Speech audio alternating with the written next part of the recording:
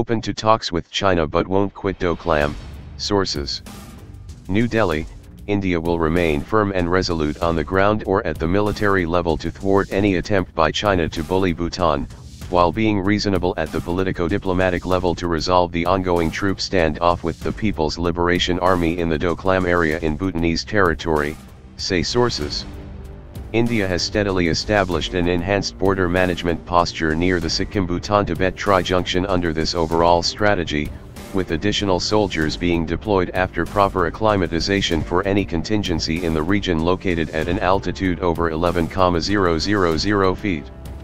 Concurrently, diplomatic channels are being kept open despite the almost daily dose of belligerent rhetoric from China and its state-controlled media. Beijing should restore the status quo, which it unilaterally broke by trying to construct the motorable road in the Doklam area, physically blocked by Indian troops in mid-June, said a source. India wants China to adhere to the 2012 agreement between their two special representatives that the tri-junction boundary points will be finalized in consultation with Bhutan.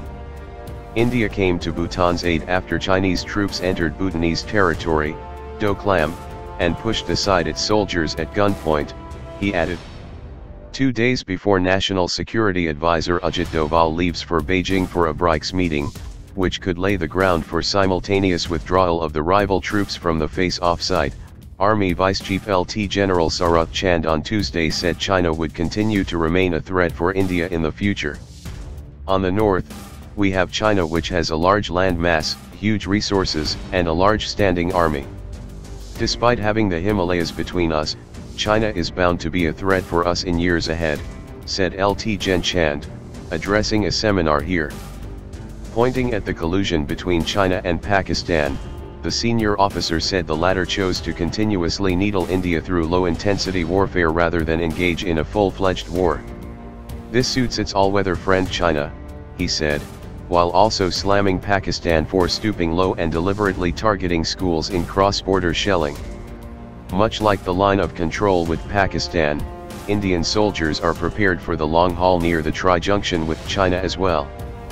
Apart from the already present 63 and 112 brigades, over 3,000 troops each, in East and Northeast Sikkim, the Army has moved up another 2,500 soldiers from the 164 Brigade to Zoluk and Nathang Valley in the state to further reinforce its military stance, as was first reported by TOI on July 11.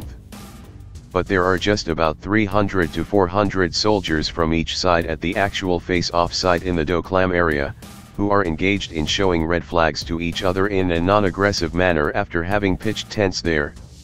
Our troops are much better positioned in the region, with proper logistical supply lines, than the Chinese troops, said a source. Alarm bells ring in the Indian security establishment if major units of the PLA head southwards after crossing the 11 bridges on the Tsangpo River.